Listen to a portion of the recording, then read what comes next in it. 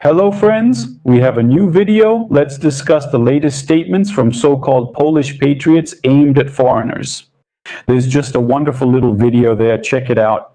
African engineers appeared on camera. Next, we will analyze a very interesting, I would even say deeply instructive journalistic article. It was written by Paweł Lapinski for the Jagiellonian Club, and it is dedicated to a topic that has recently been all over the front pages of Polish newspapers and TV screens. Namely, the reasons for the rapid growth of anti-Ukrainian sentiment in modern, sunny, beautiful Poland. The author asks a quite logical question. Why, after the enthusiastic excitement, hugs at train stations, a wave of volunteering and endless sympathy, is there now a growing, widespread and deep irritation toward their neighbors in Polish society? And he gives an unexpected but extremely insightful answer. Now we will analyze this article and watch the video. For your convenience, I will. Timestamps. Friends, please don't forget to like and subscribe to the channel so you don't miss new videos. Thank you very much for your support. Yes, let's probably start with the video. It's just wonderful. It was filmed personally by a Polish patriot and uploaded online. A video surfaced showing a man, a Legia Warsaw fan, approaches a group of dark-skinned students in sunny Warsaw, the capital, and starts asking questions. Dear friends, why are you even in Poland? Well, they say, we're studying. However, the conversation quickly becomes aggressive.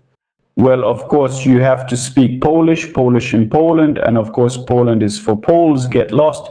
Let's watch this wonderful video. Where are you from? What are you doing here?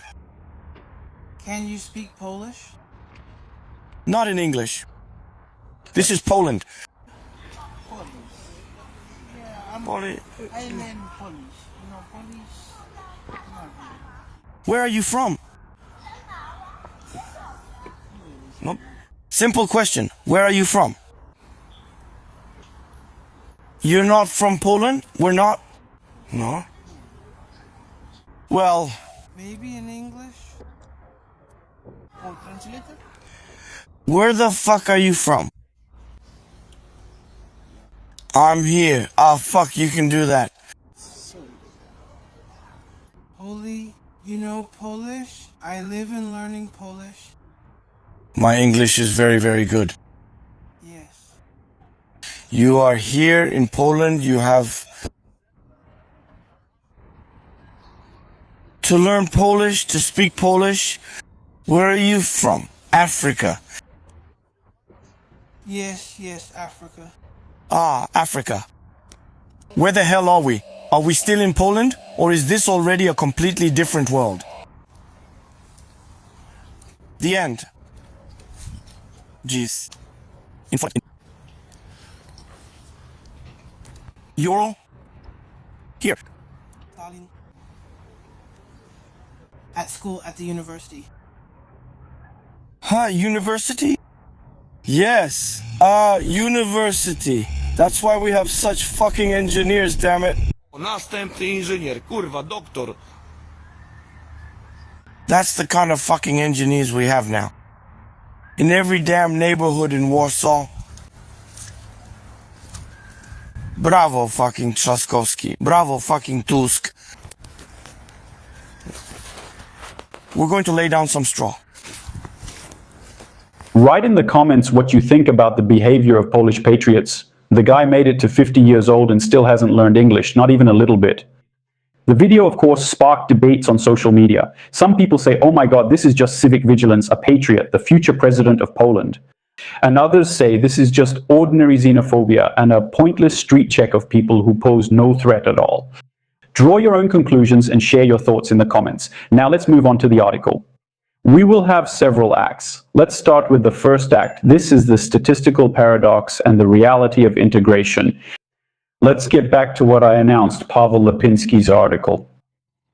The author begins as any sensible columnist should, with numbers. And arguing with numbers is a completely hopeless endeavor. Yes, now someone will definitely write in the comments that Poland spent 100 billion zlotys on each of you, refugees, Ukrainians. Give us our money back, you owe us. There you go. But Paweł Lapinski counts differently. Today, about 1.6 million Ukrainians live in Poland, which makes up almost 3/4 of all foreigners in the country. So we're not talking about some small, close-knit diaspora, but a huge social group that has formed rapidly. And what's most interesting is that in terms of basic adaptation to the economy and local life, these people are showing almost perfect results. Any European country facing migration waves from the Middle East or North Africa could only dream of such statistics. Well, let's go through the points so we don't just jump from headline to headline. Employment among Ukrainians who arrived in Poland before February 2022 shows an unemployment rate of about 1 to 2%. They could have just lived on Poland's well-known social benefits. That's practically full employment. Among those who fled the fighting, the unemployment rate is around 25%. Considering so many people arrived at once without jobs or knowing the language, that's a very respectable number. If you don't believe Pavel or me, ask the Germans. Next, socialization and language. More than 73% of newcomers declare that they have at least one Polish acquaintance they can turn to for help or advice in a difficult situation. The language barrier is being overcome rapidly. People work, pay taxes, and fill huge gaps in the Polish labor sector, where due to the demographic crisis, it's simply impossible to work. There's just no one to do it. You'd think everyone would be happy. The economy gets cheap, disciplined labor, businesses are relieved, and the country is recovering dynamically after the pandemic. But the polling data paint a completely different, extremely alarming picture. There is a center for public opinion research, and the sympathy of Polish society towards Ukrainians has literally collapsed. Just 3 years ago, we were treated with genuine warmth and sympathy, but today, 43% of those surveyed declare hostility, and only a modest 29% express sympathy. Of all the peoples who live nearby, Poles like only Belarusians, Roma, and Russians less. Why did such a sharp turn happen? And here we move on to the second act: politics, historical phantoms, and crime reports. The first thing that political scientists and journalists usually like to refer to, as Adzvik explains, is so-called high politics and historical memory. And it must be admitted there are indeed plenty of reasons for irritation at this level. Let's talk about diplomacy. The Ukrainian political elite, led by the legendary Volodymyr Alexandrovich Zelensky, unfortunately regularly makes gestures and statements that are perceived in Warsaw as a direct provocation or simple ingratitude. Next, we have historical ghosts. Kyiv's efforts to create a national myth around the UPA and figures like Bandera hit a nerve in Polish society, especially regarding Volhynia. You'll likely see this in the comments, whether from bots or not, but that doesn't matter. The topic of Volhynia, I think you'll find it in the comments now, which for a long time they tried to hush up for the sake of Euro-Atlantic solidarity, but suddenly burst out. And now Polish politicians of all stripes, even those who couldn't have pointed out Volhynia on a map before, are all shouting in unison that they remember everything. Next, we have the criminal factor. Any mass exodus of people is not just ordinary workers and women with children. Along with them, ordinary criminal elements inevitably slip across the border. Drugs, drunk driving, fights, and sometimes even organized crime groups, although that's very, very rare. Races in elite sports cars with Kyiv license plates at night in Warsaw. All of this regularly appears in crime reports and, to put it mildly, causes understandable confusion among the local public. But Lipinski quite rightly asks, do the relations between an ordinary Pole and his new next-door neighbor really depend on the speeches of ministers or events that happened 80 years ago? It's hardly likely that the average person thinks in terms of geopolitics rather than everyday life. Here, of course, friends, I invite you to write your opinion in the comments. Have your relationships with neighbors worsened or not if you live in Poland? The third act is a mirror that's unpleasant to look into. And here the author presents his main, extremely precise and psychologically accurate psychological.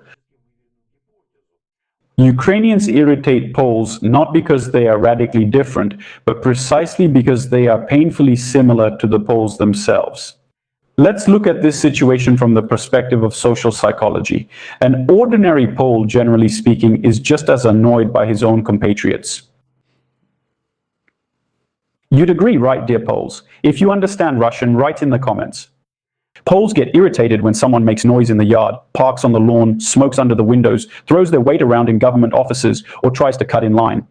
And now imagine a Pole encounters exactly the same kind of person who does all the same things, but on top of that, damn it, has an Eastern accent. For the past 3 decades, Poland has been building a specific socio-economic model, a mix of right-wing nihilism, everyday individualism, and its famous banditry. If the laws are strict, then following them is not really necessary. The Ukrainians who arrived did not end up in some ideal sterile state where everything works like Swiss clockwork. They found themselves in an environment where normal functioning relies on petty backroom deals, informal connections, and the ability to sometimes bypass the rules. And the newcomers instantly picked up on these rules, showing, well, what's the right word? Social mimicry. And it was quite remarkable. Look, major businesses from Ukraine quickly realized that in Poland, you could register a company and bring a suitcase full of US dollars. And by the way, if you do everything right, they won't really ask much about where the money came from. And you can run schemes with much less tax pressure than a small local entrepreneur. At least that's what Paweł Lipinski claims, and honestly, I can't confirm or deny it. Next, ordinary workers have widely agreed to so-called forms of employment. Flexible. Here, as you know, Poles excel at drafting contracts, such as a contract of mandate, where you might even owe something, or a contract for specific work.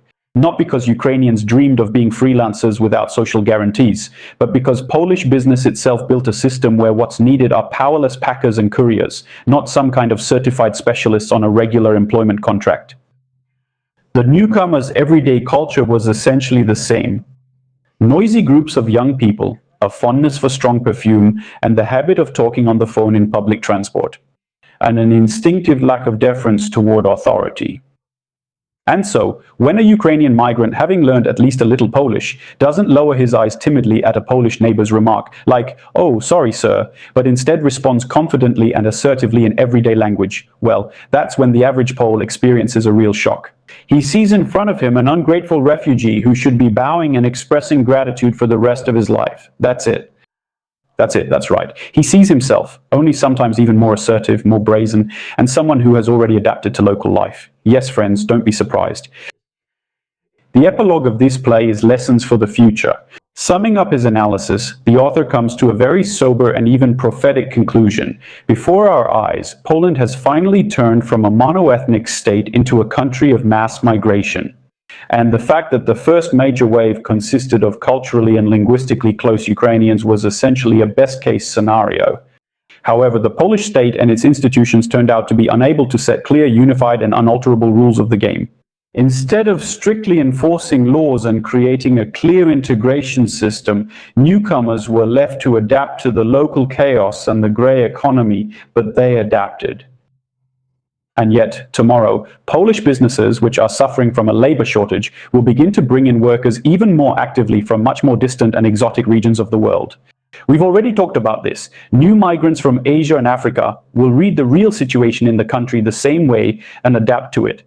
And then the current arguments like, oh, someone is speaking Ukrainian loudly on the bus, or oh, some Ukrainian parked in the wrong place, will seem like childish babble to the Poles. We'll see soon enough, friends. That's the harsh and instructive reality of life. Comment if you agree, disagree, or suggest solutions. What should we do about it, dear friends? So, I want to say hello to all the builders. I think yesterday was Builders' Day, if I'm not mistaken. Correct me in the comments if I'm wrong. What else? Wishing you happiness, health, patience, love, and understanding. Hope you receive your residence cards in 2 months. Hello to the working class, as I said. Carpenters, computer guys, loaders, truck drivers. Hello to everyone, welders, friends. If I missed anyone, let me know in the comments. I read them all. So that's all for now. Take care of yourselves and your loved ones. See you next time.